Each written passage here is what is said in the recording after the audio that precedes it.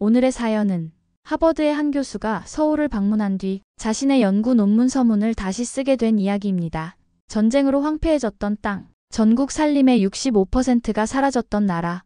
그런데 그곳이 지금은 세계 제1의 녹지 복원에 성공한 나라로 불립니다. 도대체 어떻게 만들어진 걸까요? 그 교수는 이렇게 말했습니다. 숲을 자라게 한 건 나무가 아니라 국민이었습니다. 도대체 황무지에서 어떻게 숲을 이뤘는지 지금부터 알아보도록 하겠습니다. 영상 시작 전 구독, 좋아요를 눌러주시면 더 좋은 영상으로 보답하겠습니다. 저는 앨리슨 테일러입니다. 전 UN 사막화방지본부 소속 환경 저널리스트로 지난 3년간 전 세계 도시들의 사막화 실태를 조사해왔습니다. 모로코, 호주, 중국 등 여러 나라의 사막화를 바라보며 참담한 현실을 목격했습니다. 제가 손에 들고 있는 건 두툼한 UN 보고서 초안입니다. 전 세계 도시 사막화 현황과 대응 방안이라는 제목이 붙어 있죠. 페이지를 넘기면서 각국의 절망적인 통계들을 정리하고 있는데 갑자기 한 문장이 눈에 들어왔어요. 유일하게 녹지 복원에 성공한 국가 대한민국. 잠깐 뭔가 잘못 적힌 게 아닐까 싶어서 다시 읽어봤습니다. 분명히 대한민국이라고 되어 있더군요. 제 옆자리에 앉은 동료에게 물어봤어요. 이게 맞나요? 한국이 정말 사막화를 막은 유일한 나라라고요? 동료는 고개를 끄덕이며 말하더군요. 맞아요. 한국전쟁 이후 완전히 황폐해진 땅에서 시작해서 말이에요. 저는 고개를 갸웃했습니다. 한국이라고 하면 떠오르는 이미지가 있잖아요. K-팝, 삼성, 현대자동차. 그런데 산림복원, 환경선진국? 전혀 예상하지 못했던 조합이었습니다. 한국전쟁 피해가 가장 심한 곳 중 하나였을 텐데 어떻게 그런 일이 가능했을까요?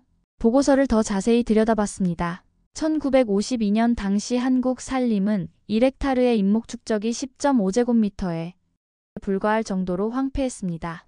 국가 통계가 만들어진 1927년 이후 산림이 가장 헐벗은 시기였습니다. 10.5제곱미터라니 거의 민둥산 수준이잖아요.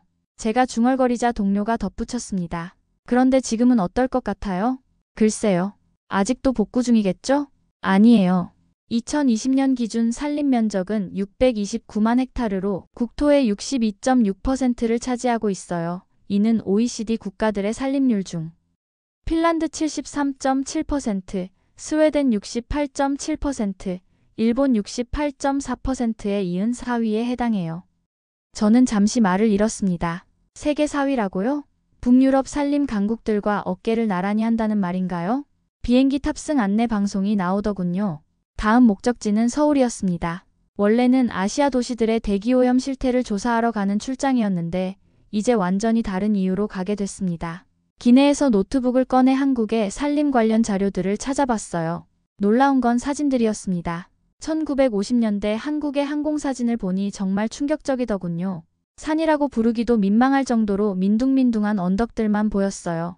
그런데 같은 지역의 최근 사진은 완전히 다른 세상이었습니다. 울창한 숲이 산 전체를 덮고 있더라고요. 이게 정말 같은 곳일까? 제가 혼자 중얼거리니까 옆 승객이 힐끗 쳐다보더군요. 죄송하다며 웃어넘겼지만 속으로는 정말 궁금했습니다. 저는 지난 3년간 사막화와 싸우다 진 나라들만 봐왔거든요. 브라질 아마존에서는 매년 축구장 수만 개 크기의 숲이 사라지고 아프리카 사헬지대에서는 목초지가 모래땅으로 변해가고 있어요. 인도네시아에서는 파묘 농장을 위해 열대우림이 불타고 있고 호주에서는 가뭄으로 수십 년 된 나무들이 말라 죽어가고 있습니다. 그런데 한국은 정반대의 길을 걸었다는 거죠. 어떻게 그런 일이 가능했을까요? 특별한 기술이 있었을까요? 아니면 엄청난 자금이 투입됐을까요? 비행기에서 창밖을 바라보니 구름 사이로 한반도가 보이기 시작했습니다. 위에서 내려다본 한국은 정말 푸르더군요. 산과 산 사이마다 짙은 녹색이 펼쳐져 있었어요. 저건 정말 70년 전의 민둥산이었던 곳일까? 제 머릿속에는 이미 기사 제목이 떠오르고 있었습니다. 사막을 멈춘 나라, 기적의 녹색혁명, 전쟁의 폐허에서 숲의 나라로. 하지만 동시에 의문도 들었어요. 혹시 이건 정부 주도에 과장된 홍보는 아닐까요? 실제로는 어떨까요? 진짜 성공 스토리일까요? 아니면 숨겨진 다른 이야기가 있을까요? 인천공항에 내려서 입국 심사를 받으면서도 계속 생각했습니다. 제가 지금까지 본 나라들과는 뭔가 다른 이야기가 여기 있는 것 같아요. 사막화로 고통받는 전 세계 50억 명의 사람들에게 희망이 될 수 있는 이야기 말입니다. 공항버스를 타고 서울로 향하는 길, 창밖으로 스쳐 지나가는 산들을 바라봤습니다. 정말 푸르고 울창했어요. 하지만 저는 아직 확신이 서지 않았습니다. 이 숲들이 정말 인간의 손으로 만들어진 것일까? 전쟁으로 파괴된 땅에서 내일 만날 예정인 김윤우 산림보건 컨설턴트가 모든 의문을 풀어줄 수 있을 거라고 생각했습니다. 그는 산림청에서 30년간 일한 베테랑이라고 하더군요. 호텔에 도착해서 짐을 풀고 창문을 열어봤습니다. 멀리 남산이 보이고 그 너머로 한강이 흐르고 있었어요. 그리고 그 모든 것을 둘러싸고 있는 건 푸른 산들이었습니다. 정말 이상해. 이렇게 푸른 도시를 본 적이 없는데. 저는 노트북을 켜고 내일 인터뷰 질문들을 정리하기 시작했습니다. 첫 번째 질문은 이미 정해져 있었어요. 이 모든 게 정말 사실인가요? 70년 전 이곳이 정말 사막 같았다는 게. 창밖의 푸른 야경을 바라보며 저는 이번 취재가 제 인생에서 가장 중요한 기사가 될 것 같다는 예감이 들었습니다. 하지만 아직은 모든 게 믿기지 않았습니다. 내일 직접 확인해 봐야겠어요. 다음 날 아침 저는 서울 지하철 2호선을 타고 뚝섬 유원 지역으로 향했습니다.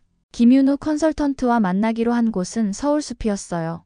창밖으로 스쳐 지나가는 한강변 풍경을 보면서도 계속 의문이 들었습니다. 정말 이곳이 70년 전에는 황무지였을까? 지하철에서 내려 걸어가는 길, 거리 곳곳에 가로수들이 울창하게 우거져 있더군요. 플라타너스, 은행나무, 벚나무들이 도로를 따라 늘어서 있고 아파트 단지마다 작은 공원들이 자리 잡고 있었습니다. 이게 전쟁으로 폐허가 됐던 도시의 모습일까요? 서울숲 입구에서 김윤우 씨를 만났습니다.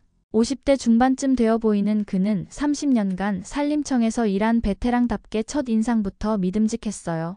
그의 첫 마디가 인상적이었습니다. 앨리슨 씨, 혹시 이곳이 과거에 뭐였는지 아십니까? 저는 고개를 저었죠. 그러자 김윤우 씨가 미소를 지으며 말하더군요. 여기는 원래 경마장이었어요. 그 전에는 골프장이었고 더 거슬러 올라가면 조선시대 임금의 사냥터였습니다. 하지만 제가 말하고 싶은 건 그게 아니라 이 아름다운 숲 전체가 사실은 인공적으로 만들어진 거라는 점이에요.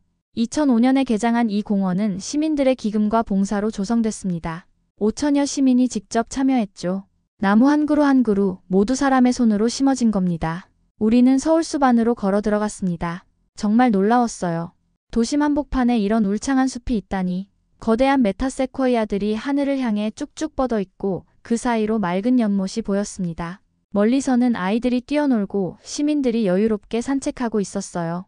이게 정말 20년 전에는 없었다는 말씀이신가요? 그렇습니다. 2002년까지만 해도 이곳은 그냥 빈 땅이었어요. 시민들이 녹색 권리를 요구하면서 대규모 공원을 만들자고 결정한 거죠. 김윤우 씨는 걸으면서 계속 설명해 주었습니다. 서울숲이 만들어지는 과정, 시민 참여의 의미, 그리고 이것이 한국 전체 산림보건 이야기의 축소판이라는 점까지 말입니다. 앨리슨 씨, 잠깐 여기 앉아보시죠.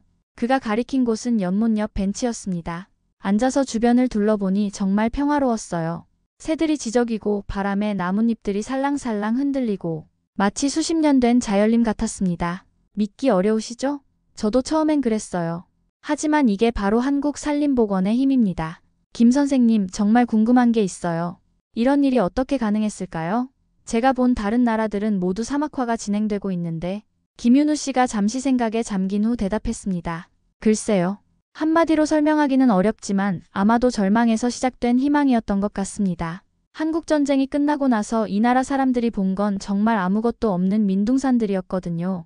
그는 주머니에서 낡은 사진 몇 장을 꺼냈습니다. 흑백 사진이었는데 정말 충격적이었어요. 나무 한 그루 없는 벌거벗은 산들, 골짜기마다 패인 침식 자국들. 마치 달 표면을 보는 것 같았습니다. 이게 1950년대 서울 주변 모습입니다. 지금 우리가 앉아있는 이곳도 비슷했을 거예요. 정말 이게 같은 곳이라고요? 네. 그런데 더 놀라운 건 이런 상황이 전국적이었다는 점입니다. 국토의 대부분이 이 상태였어요. 저는 사진을 들여다보며 상상해봤습니다. 지금 제가 앉아있는 이 아름다운 벤치 자리에 70년 전에는 메마른 흙먼지만 날렸을 거라는 사실을 말입니다. 도대체 무엇이 이런 변화를 가능하게 했나요? 여러 가지 요인이 있겠지만 가장 중요한 건 사람들의 마음이었던 것 같아요. 전쟁을 겪고 나서 이 나라 사람들은 정말 간절했거든요. 다시는 이런 일이 일어나지 않기를, 후손들에게는 푸른 산을 물려주고 싶다는 간절한 말이에요. 우리는 벤치에서 일어나 다시 걷기 시작했습니다. 숲속 길을 따라 걸으면서 김윤우 씨는 계속 이야기를 들려주었습니다. 1960년대부터 본격적인 산림복원이 시작됐는데 정말 전 국민이 참여했어요. 식목일이면 대통령부터 초등학생까지 모두 나무를 심었습니다. 그래도 이 정도 규모의 변화는 정부 차원의 체계적인 계획이 있었겠죠?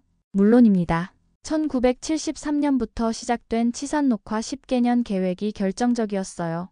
하지만 계획만으로는 안 되잖아요. 실행이 중요한데 그때 정말 대단한 분들이 계셨습니다. 누구요? 손수익 청장 같은 분 말입니다.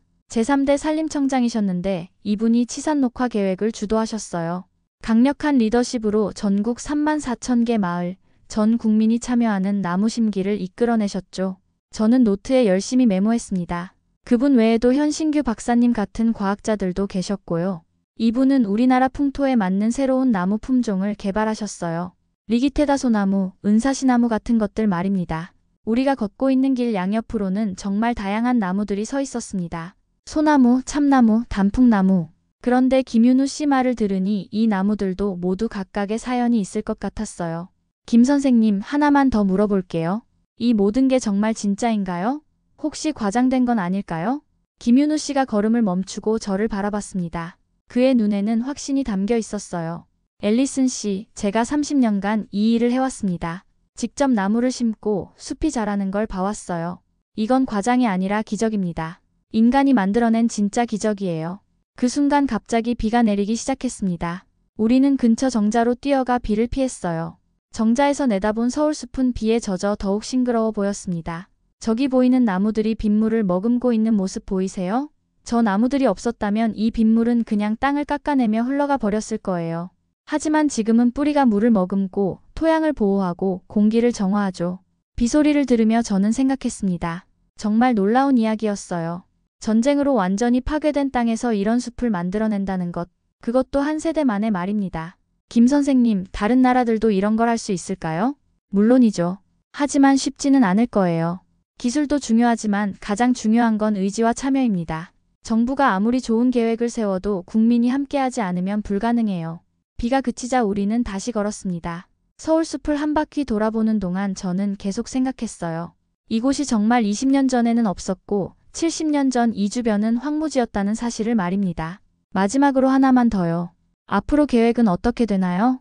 이제는 양적 확장보다 질적 개선에 집중하고 있어요.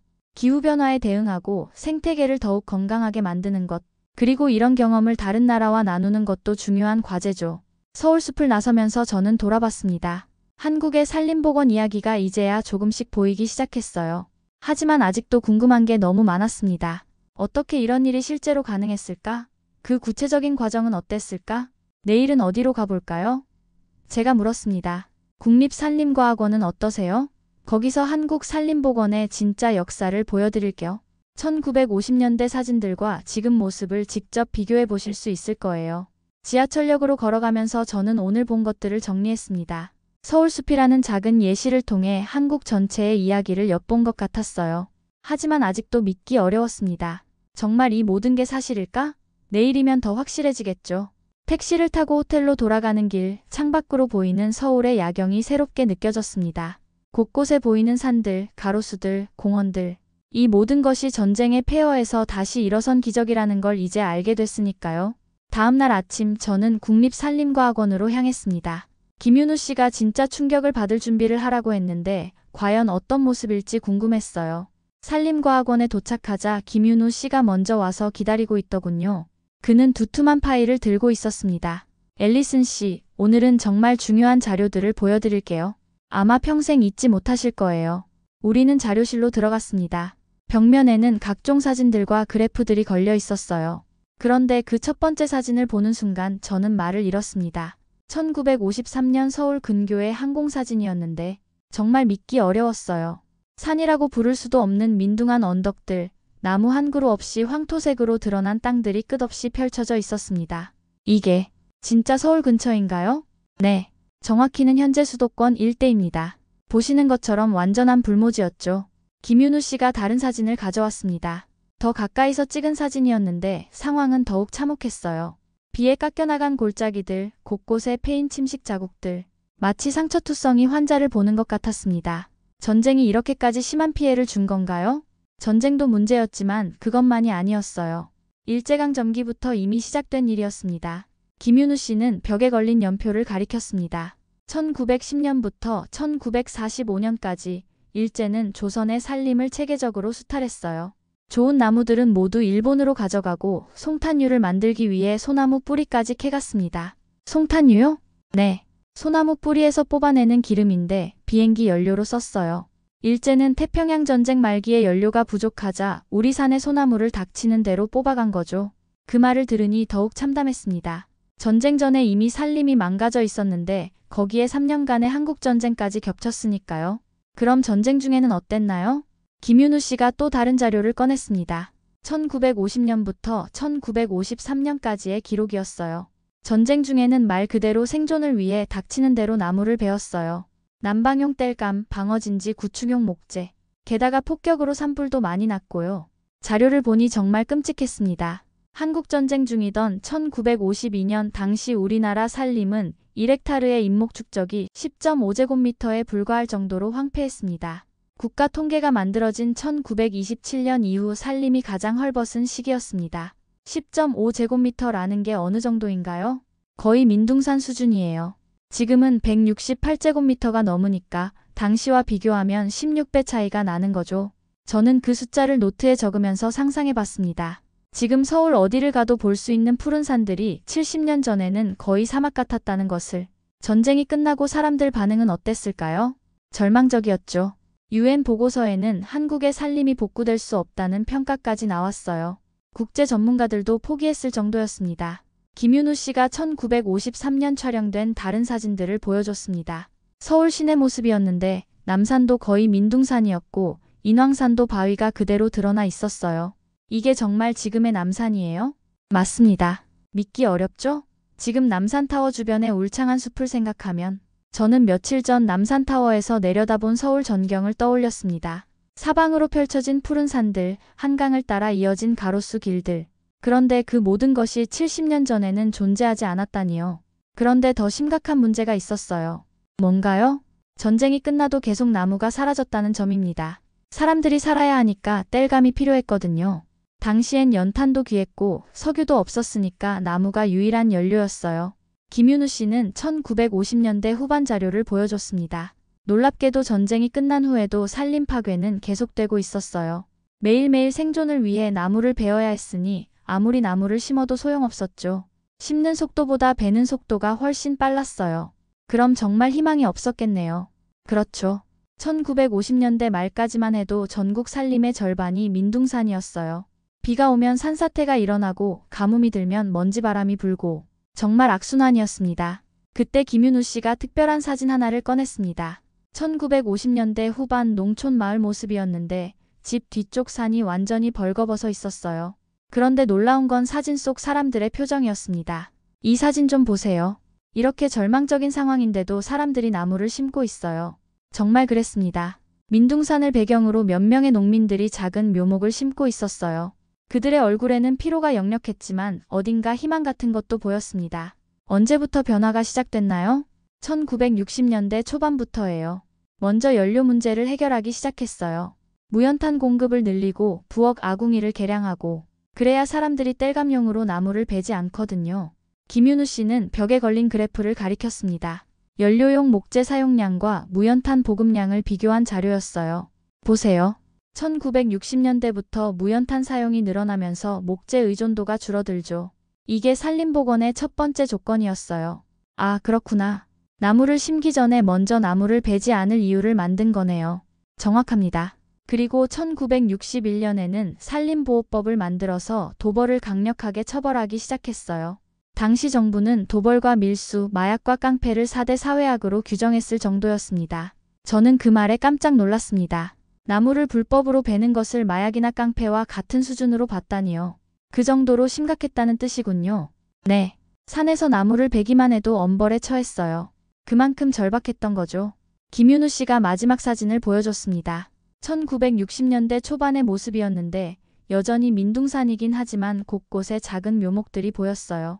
이때부터 희망이 보이기 시작했어요. 연료 문제도 어느 정도 해결되고 법적 보호도 강화되고 그리고 무엇보다 사람들의 의식이 바뀌기 시작했죠. 어떻게 바뀌었나요? 나무를 심는 것이 애국이라는 생각이 퍼지기 시작했어요. 전쟁의 상처를 치유하고 후손들에게 푸른 산을 물려주는 것이 우리 세대의 의무라고 생각하게 된 거죠. 자료실을 나서면서 저는 머릿속이 복잡했습니다. 한국의 산림복원이 얼마나 절망적인 상황에서 시작됐는지 이제야 알게 됐으니까요. 김 선생님, 정말 기적 같은 일이네요. 그래서 더욱 소중한 거예요. 이런 극한 상황에서 다시 일어선 사례는 세계적으로도 찾기 어려워요. 호텔로 돌아가는 길에 저는 오늘 본 사진들을 계속 떠올렸습니다. 쟤처럼 변해버린 1953년의 서울, 그리고 그 절망적인 상황에서도 포기하지 않고 나무를 심던 사람들의 모습. 이제야 알겠어요. 한국의 산림복원은 단순한 환경사업이 아니었습니다. 전쟁의 상처를 치유하고 절망을 희망으로 바꾸는 민족적 의지의 표현이었던 거죠. 내일은 그 의지가 어떻게 구체적인 계획으로 만들어졌는지 알아볼 예정입니다. 1970년대 치산녹화 10개년 계획의 실체를 직접 확인해 보려고 해요. 오늘은 특별한 만남이 기다리고 있었습니다.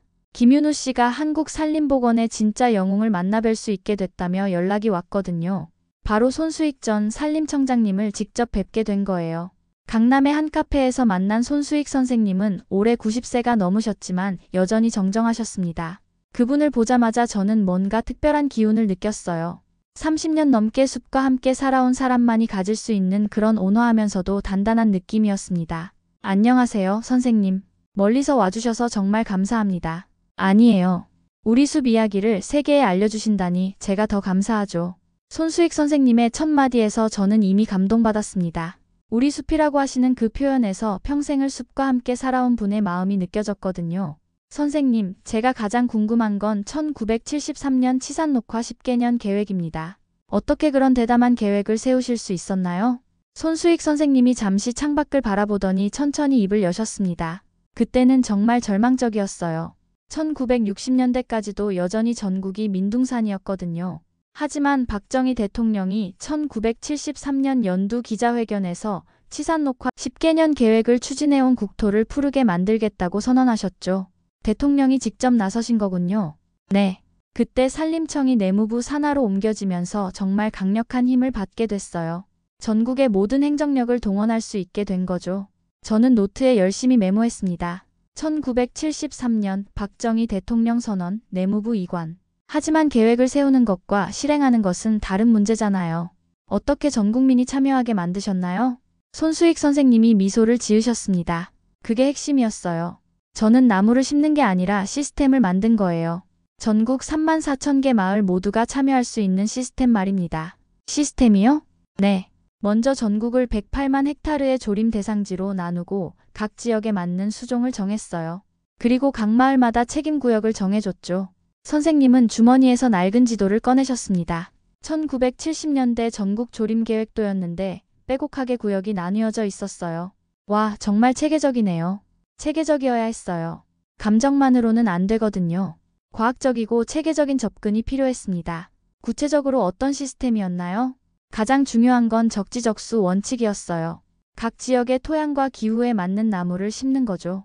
산 아래쪽에는 화렵수, 중간에는 침엽수, 이런 식으로 말입니다. 손수익 선생님이 지도를 가리키며 설명해 주셨습니다. 정말 놀라웠어요. 단순히 나무를 심는 게 아니라 숲 전체를 설계한 거였습니다. 그리고 무엇보다 중요한 건 사후 관리였어요. 나무를 심고 끝이 아니라 3년간 풀베기, 5년간 어린 나무 가꾸기, 체계적으로 관리했습니다. 엄청난 인력이 필요했을 텐데요. 그래서 전 국민 참여가 필요했던 거예요. 1975년부터 매년 3월 21일부터 4월 20일까지를 국민 식수기간으로 정했어요. 이 한 달 동안은 정말 온 나라가 나무 심기에 매달렸죠. 저는 상상해봤습니다. 전국의 모든 사람들이 한 달 동안 나무를 심는 모습을 말입니다. 반응이 어땠나요? 처음엔 반신반의했죠. 또 정부에서 무리한 계획 세운다는 식이었어요. 하지만 첫 해의 성과가 나오기 시작하자 분위기가 완전히 바뀌었습니다. 어떤 성과요? 1973년에 시작해서 1978년에 계획을 완료했어요. 원래 10년 계획이었는데 6년 만에 끝낸 거죠. 6년 만에요? 어떻게 그게 가능했나요? 손수익 선생님의 눈에 자부심이 어렸습니다. 사람들이 정말 열심히 해주셨어요. 108만 헥타르의 나무를 심고 420만 헥타르의 육림을 완성했어요. 30억 그루의 묘목을 생산해서 심었습니다. 저는 그 숫자에 입이 떡 벌어졌습니다. 30억 그루라니. 30억 그루요? 정말 믿기 어려운 숫자네요. 전국 34,000개 마을이 모두 참여했으니까 가능했던 일이에요. 마을마다 할당량이 있었고 서로 경쟁하듯이 나무를 심었어요. 경쟁이요? 네. 어느 마을이 더 많이 심었나? 어느 마을 나무가 더 잘 자라나? 건전한 경쟁이 있었어요. 그게 동력이 되었죠. 김윤우 씨가 옆에서 덧붙였습니다. 손수익 청장님의 리더십이 정말 대단했어요.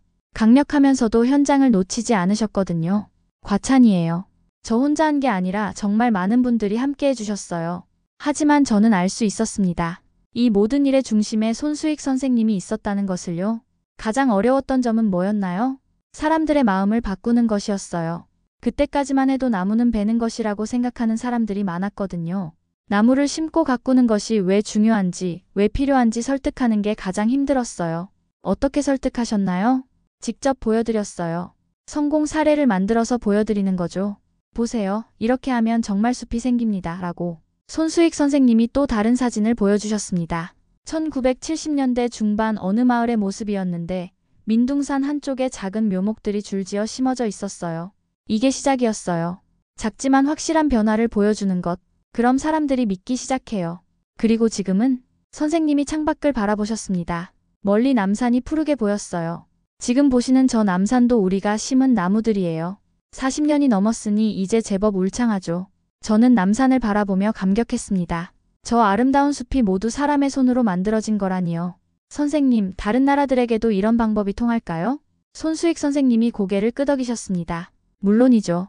하지만 조건이 있어요. 첫째는 정부의 강력한 의지, 둘째는 국민의 참여, 셋째는 과학적인 접근입니다. 이 세 가지가 있으면 어디서든 가능해요. 가장 중요한 건 뭘까요? 사람입니다. 기술도 중요하고 돈도 중요하지만 결국은 사람의 마음이에요. 미래를 위해 지금 희생할 수 있는 마음 말입니다. 카페를 나서면서 저는 손수익 선생님께 마지막 질문을 드렸습니다. 선생님이 가장 뿌듯하셨던 순간은 언제셨나요? 1978년에 계획이 완료됐을 때가 아니라 1980년대 들어서 심은 나무들이 제법 자라기 시작했을 때예요. 아, 정말 숲이 되고 있구나 싶었죠. 지금도 그 기분을 느끼시나요? 매일 느껴요. 서울 어디를 가도 제가 심은 나무들을 만날 수 있거든요. 그럴 때마다 가슴이 벅차올라요. 헤어지면서 손수익 선생님이 제 손을 꼭 잡으셨습니다. 앨리슨 씨, 우리 이야기를 세계에 알려주세요. 절망적인 상황에서도 포기하지 않으면 기적이 일어날 수 있다는 걸 말입니다. 그날 밤 호텔에서 저는 오늘 들은 이야기를 정리했습니다. 손수익 선생님은 정말 나무를 심은 게 아니라 숲을 설계하신 거였어요. 그리고 그 설계도대로 전 국민이 함께 만들어낸 기적이 바로 지금의 푸른 한국이었습니다. 내일은 그 기적이 어떻게 현실이 됐는지 국민들의 실제 참여 모습을 살펴볼 예정입니다. 오늘은 특별한 곳으로 향했습니다. 김윤우 씨가 진짜 현장을 보여드리겠다며 경기도 포천의 한 산으로 데려간 거예요. 그곳에는 1970년대 식목일에 직접 참여했던 분들이 모임을 갖고 계셨습니다. 산자락 정자에 모인 7분의 어르신들을 만났을 때 저는 정말 흥분됐어요. 바로 한국산림보건의 산증인들을 만나게 된 거니까요. 안녕하세요. 저는 유엔에서 온 앨리슨 테일러입니다. 가장 연세가 높아 보이시는 박종만 할아버지가 반갑게 맞아주셨습니다. 어서 오세요. 우리 이야기를 들으러 멀리서 오셨다니 고마워요. 할아버지 혹시 1970년대 식목일에 직접 참여하셨나요? 참여했다고요? 내가 이 산에 심은 나무가 1000그루는 넘을 거야. 박 할아버지의 자랑스러운 표정을 보니 저도 모르게 미소가 지어졌습니다. 1000그루요? 정말 대단하시네요. 그때는 온 가족이 나왔어요. 어른, 아이 할 것 없이 모두 삽을 들었죠. 옆에 앉으신 이순자 할머니가 말씀을 이어가셨습니다. 매년 4월 5일 식목일이면 우리 마을 사람들이 총출동했어요. 새벽 6시부터 저녁 6시까지 온종일 나무만 심었습니다. 하루 종일요? 네. 점심도 도시락 싸가지고 산에서 먹었어요. 그때는 정말 온 나라가 나무 심는 날이었거든요. 저는 1970년대 식목일 모습을 상상해봤습니다. 전국 어디서나 사람들이 산으로 올라가 나무를 심는 모습, 정말 장관이었을 것 같았어요. 힘들지 않으셨나요?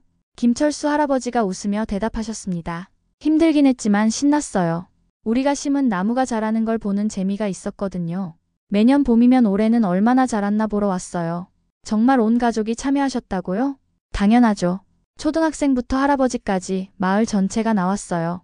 김윤우 씨가 옆에서 설명해 주었습니다. 1970년대는 새마을 운동과 함께 진행됐어요. 마을 발전과 산림복원이 함께 이뤄진 거죠. 아, 새마을 운동 말씀이시군요.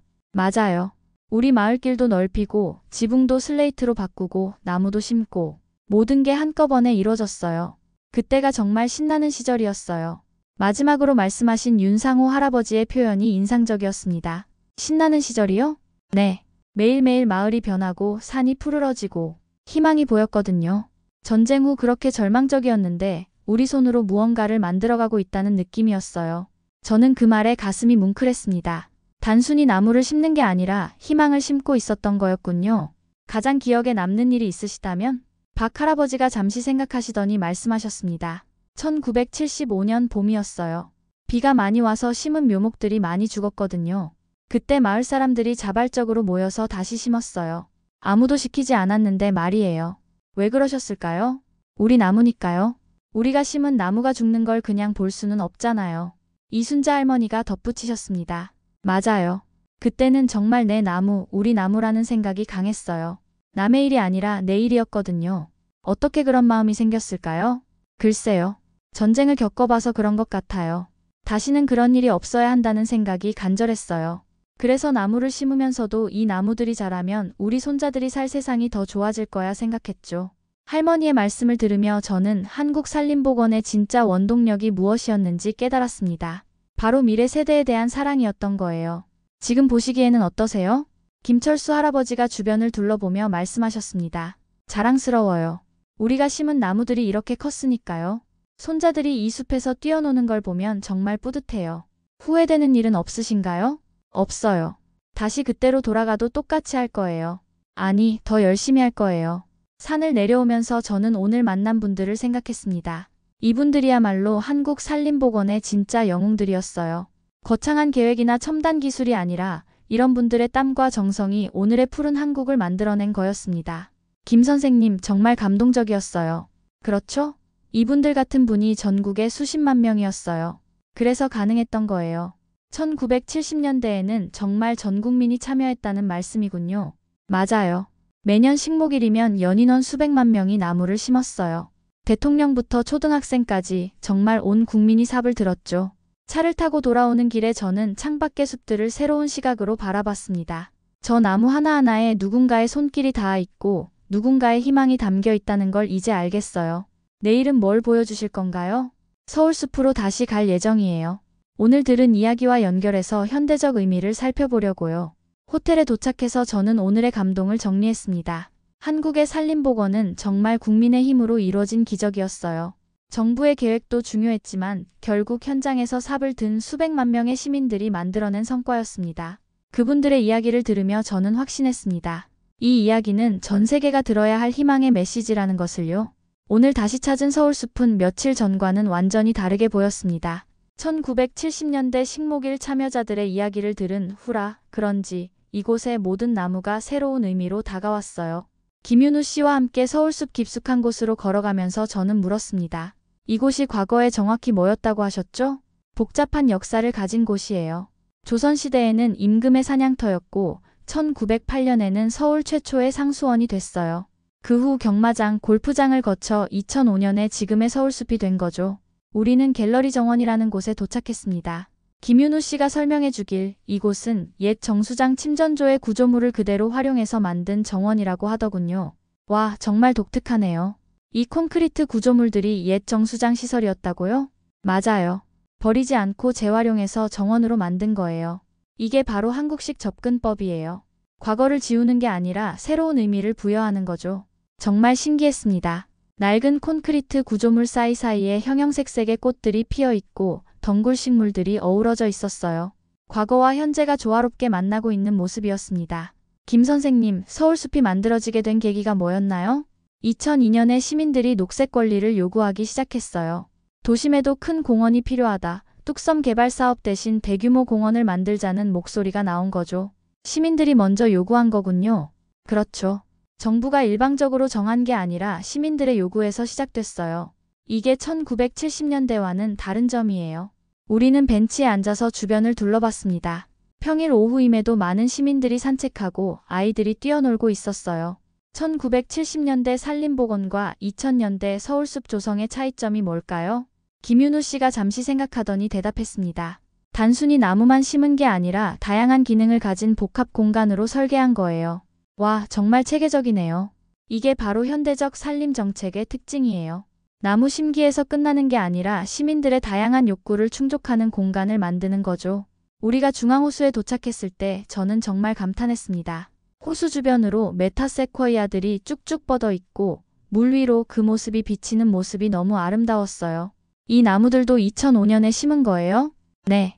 불과 20년 전에 심었는데 벌써 이렇게 자랐어요. 1970년대에 비하면 기술이 많이 발전했거든요. 어떤 기술이요? 묘목 기술, 토양 개량 기술, 관수 시설.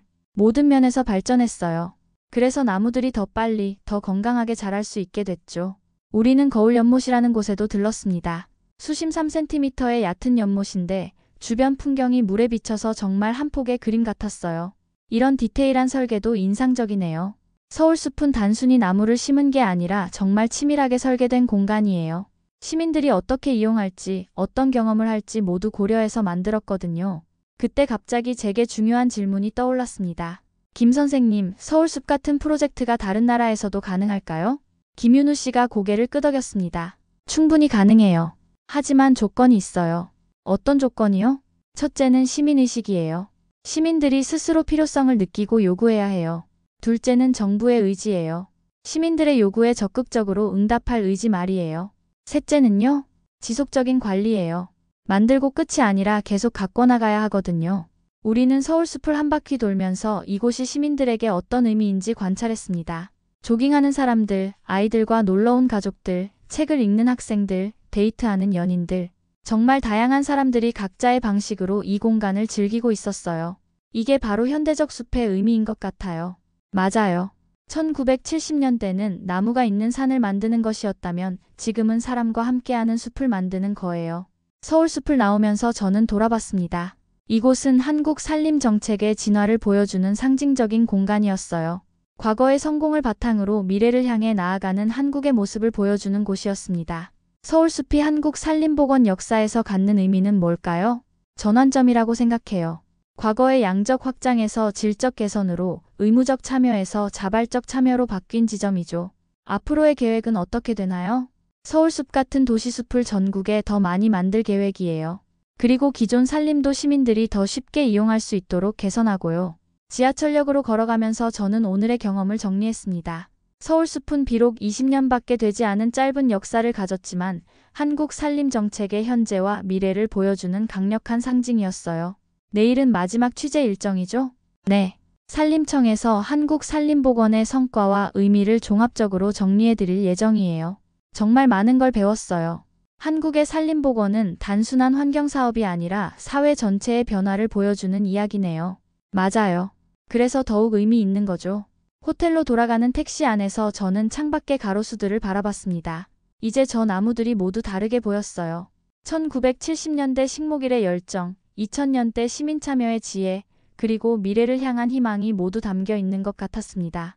서울숲은 짧은 역사를 가졌지만 정말 강한 상징이었습니다. 한국이 과거의 성공에 안주하지 않고 계속 발전해 나가고 있다는 증거였어요. 그리고 그 발전의 중심에는 여전히 시민들의 참여와 열정이 있었습니다. 마지막 취재 날, 저는 산림청 본청을 방문했습니다. 대전에 있는 산림청 건물에 들어서자마자 로비에 걸린 거대한 사진이 눈에 들어왔어요. 1950년대 민둥산과 현재 울창한 숲의 모습을 나란히 비교한 사진이었습니다. 정말 같은 곳이 맞나요? 김윤우 씨가 웃으며 대답했습니다. 네, 정확히 같은 지점에서 찍은 사진이에요. 70년의 차이죠. 산림청 산림정책과 이명수 과장님이 저희를 맞이해 주셨습니다. 그는 손에 두툼한 자료집을 들고 있었어요. 앨리슨 기자님, 한국의 산림복원 성과를 수치로 정리해서 가져왔습니다. 회의실에 앉아 자료를 펼쳐보니 정말 놀라웠습니다. 1973년부터 2013년까지 40년간 심은 나무가 64억 9,100만 그루라고요? 맞습니다. 면적으로는 270만 헥타르예요.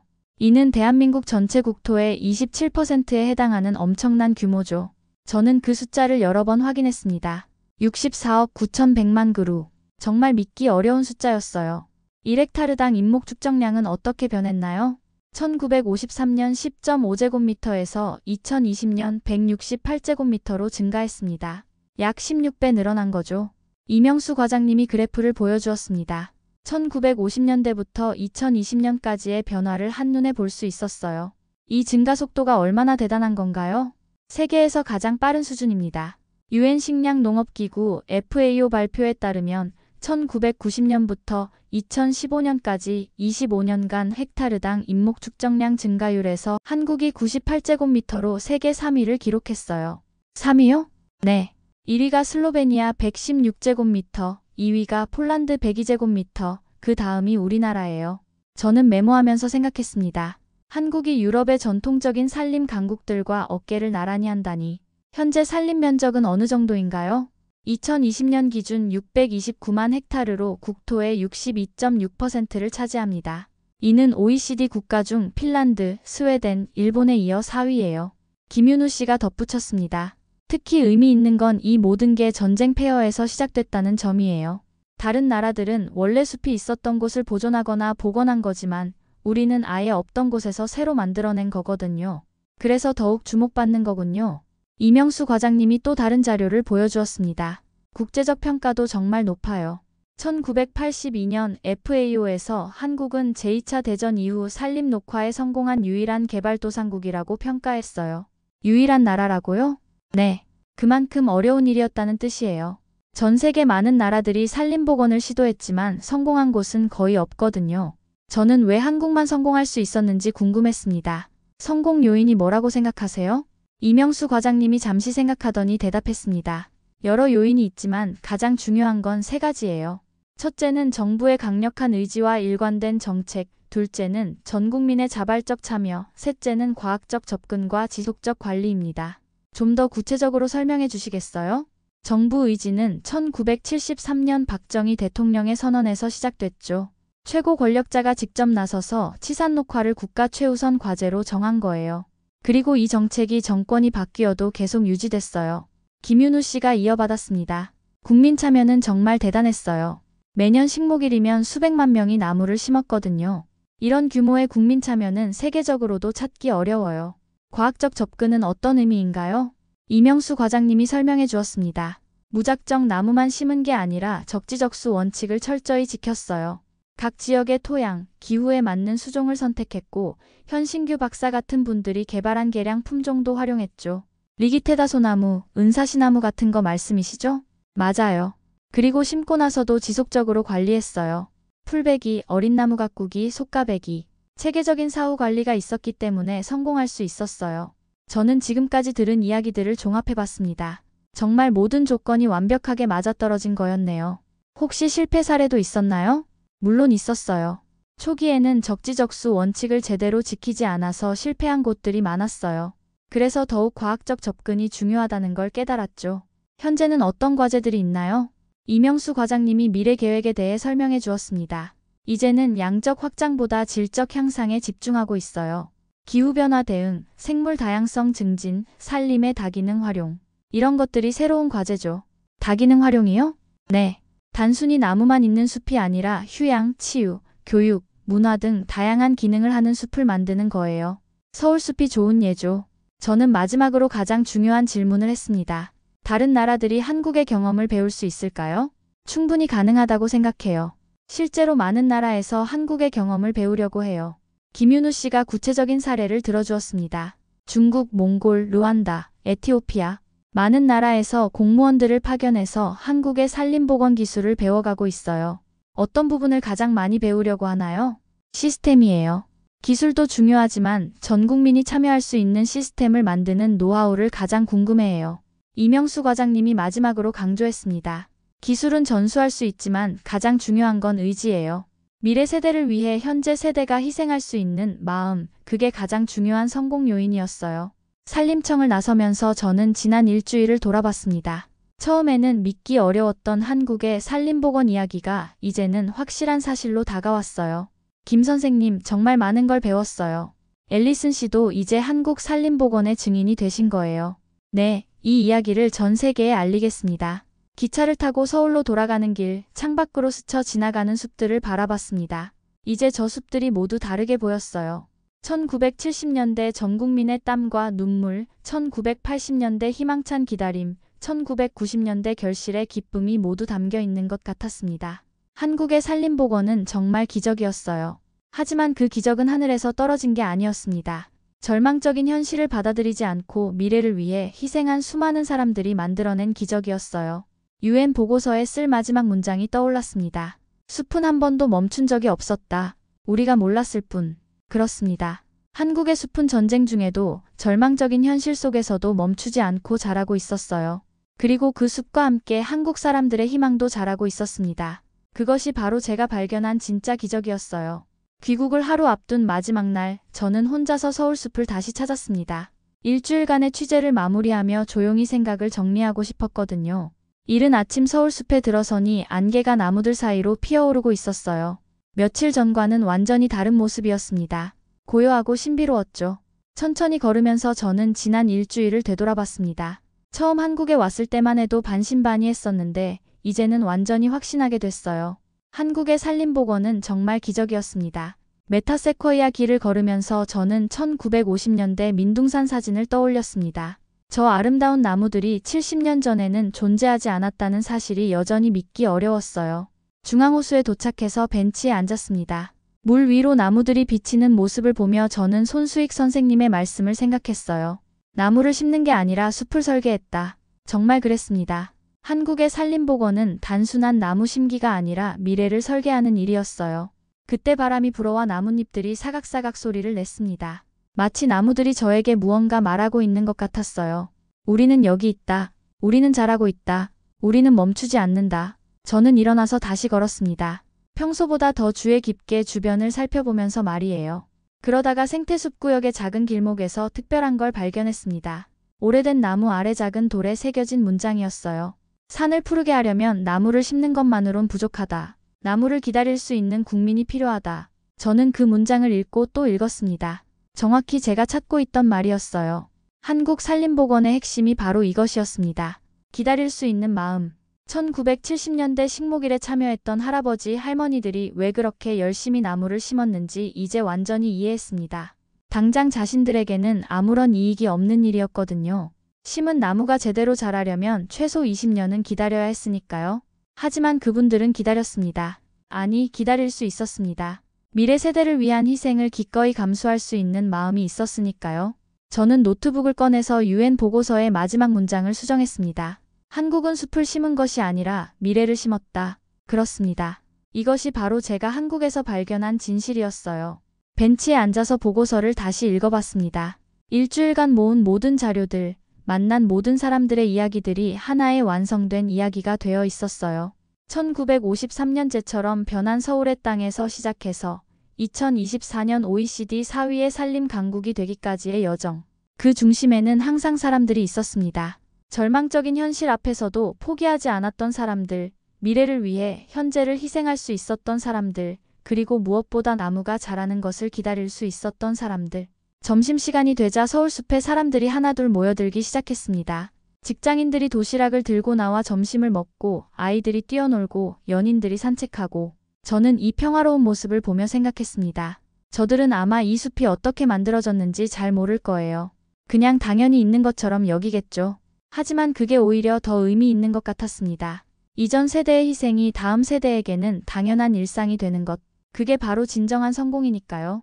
오후에는 북한산이 보이는 전망대에 올라갔습니다. 서울 전체를 내려다볼 수 있는 곳이었어요.